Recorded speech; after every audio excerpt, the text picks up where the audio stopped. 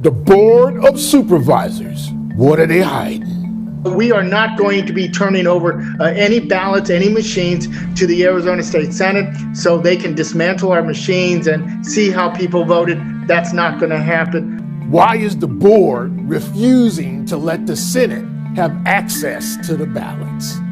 Something stinks. The state legislature in Arizona went ahead and subpoenaed the Board of Supervisors, the people that oversaw their election, certified all the equipment, said everything's good to go.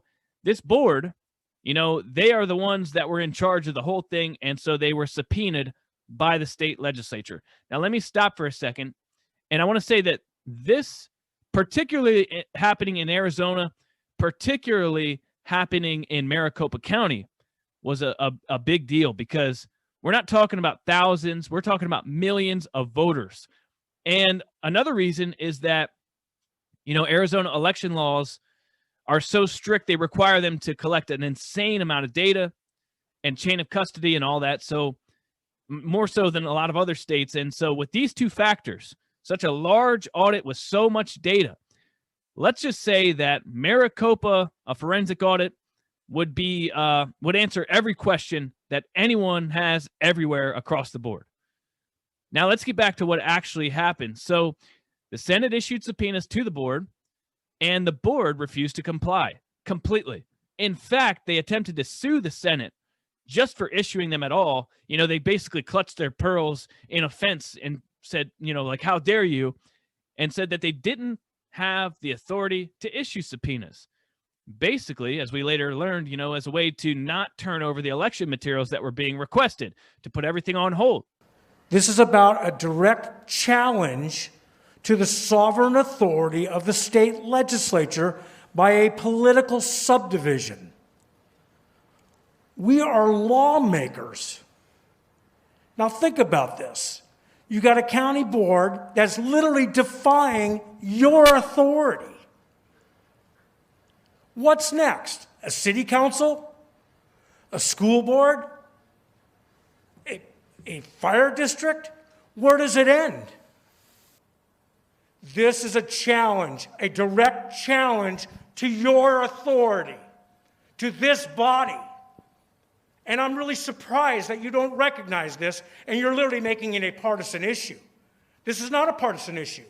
You have a political subdivision, literally spitting in the face of the state Senate. That's your authority. And your no vote is undermining yourself. Now, they claimed that the legislature didn't have the authority all the way up to right after the inauguration of Joe Biden. And then magically, just magically, all of a sudden, they retracted their lawsuit and gave a written acknowledgement from the board to the Senate that finally recognized that, okay, all three branches of government can issue subpoenas. The governor, the executive branch can issue subpoenas. The judicial branch, a judge can issue subpoenas. And in fact, the legislative branch, the Senate, the House, can issue subpoenas. Per the Constitution, all three have the sovereign authority to do that. So the board took weeks, but they finally acknowledged that. Karen Fan, they believed that they were on the same page with the Board of Supervisors. They thought they were going to have full cooperation from this point forward. However, that's the exact opposite of what happened. This is where things got really dicey. So the board then says, after their agreement, we're going to conduct the audit, and we are going to control the entire scope and the depth of the audit. But nothing in the agreement that they settled upon said anything about the board being the ones to conduct the audit, first of all, and the subpoenas said you're supposed to turn over the election materials to the Senate so that an audit can be done. Not conduct your own audit and not continue to refuse to turn over the materials. So they violated the terms of the agreement, and they also said that we want the auditors to be EAC certified. Now, at the time, the Senate said, okay, whatever, we don't have a problem with that. I don't think they read into it, and they definitely didn't know that this was an attempt by the board to manipulate what they never intended for this to be a limitation, okay? So that they would only select an auditor with this certification. So the Senate made an agreement in good faith. Like I said, they thought they were on the same page. And so we're going to conduct an audit. But the board completely manipulated the whole thing. And so this is where things really took a turn. And people started to say, wait a second. And the standoff continues between the Arizona State Legislature and the Maricopa County Board of Supervisors. You got to know when to hold 'em, know when to fold 'em. Like that Kenny Rogers song says, know when to hold 'em and know when to fold 'em. The Maricopa County Board of Supervisors has gravely miscalculated the determination of the Arizona State Senate. Press release today, January 29th. Senate chooses its own qualified auditing firm to conduct a forensic audit of the Maricopa County election results.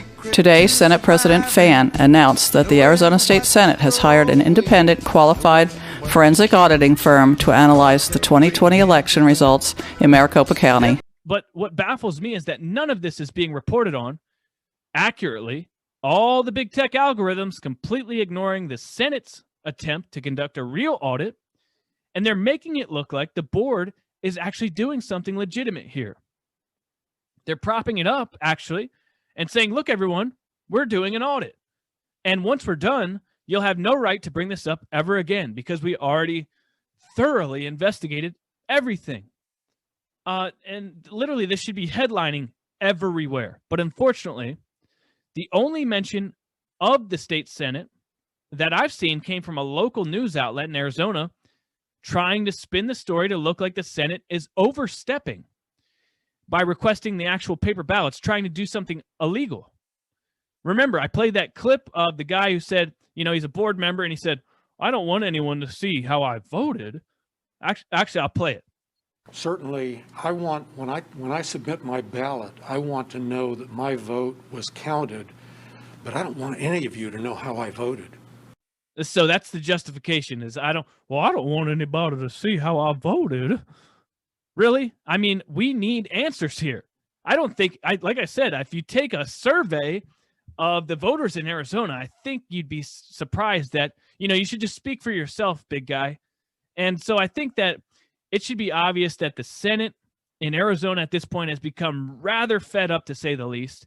They don't particularly care whether or not the board conducts their own audit.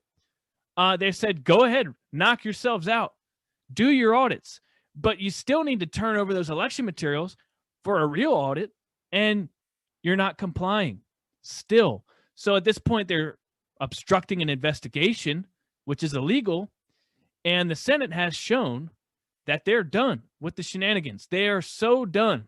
And the other day, they've drafted a resolution to hold these people in contempt, which is awesome. They're actually bringing them up on criminal charges. Now, did you hear about this on CNN?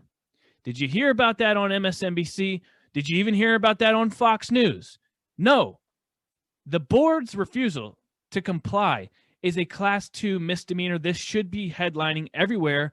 They are literally facing jail time at this point. So as it stands, the resolution is drafted, and per Senate President Karen Fann, come Monday, the Senate will vote on taking this to the Attorney General to actually make some arrests. And of course, at that point, the Senate will just be able to go ahead and do what it is they've been trying to do since December and conduct a real thorough investigation. You have to understand these board of supervisors are already under recall. They are going to be recalled. They're going to lose their jobs anyway. And now, because of what they're doing, they are under threat because the legislator is moving like a court of law is moving on contempt charges. So now these people are not only going to lose their jobs, but more than likely going to do jail time.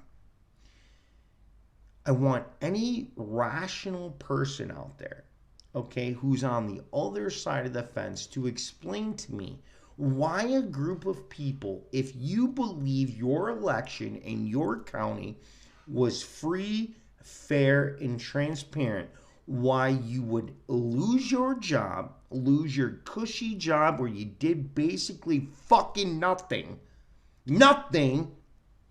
and possibly go to fucking jail if you had nothing to